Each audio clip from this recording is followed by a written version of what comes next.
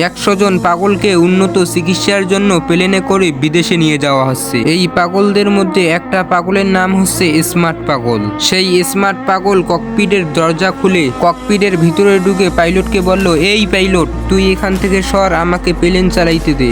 Pilot বলল, সর্বনাশ, এই পাগল ককপিটের দরজা খুললো কিভাবে? পাইলট বুদ্ধি করে সেই পাগলকে বলল, প্লেন চালাইতে হলে একটা শর্ত আছে। পাগল বলল, কি শর্ত বল? পাইলট বলল, এই প্লেনের ভিতর যেই পাগলরা হাউকাউ করছে ওদের হাউকাউ বন্ধ করাতে পারলেই তোমাকে প্লেন চালাতে দিব। পাগল বলল, তুই একটু দাঁড়া, আমি আসতেছি। 2 মিনিট পর পাগল ককপিটের ভিতর ঢুকে বলল, এই পাইলট, সব পাগলরে চুপ করাইছে, এখন প্লেন চালাইতে দেই। পাইলট খেয়াল করে দেখে কথা তো সত্য।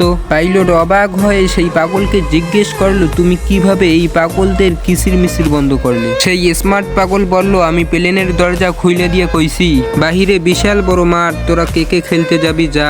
সব পাগলেরা মেঘের রাজ্যে খেলতে গেছে।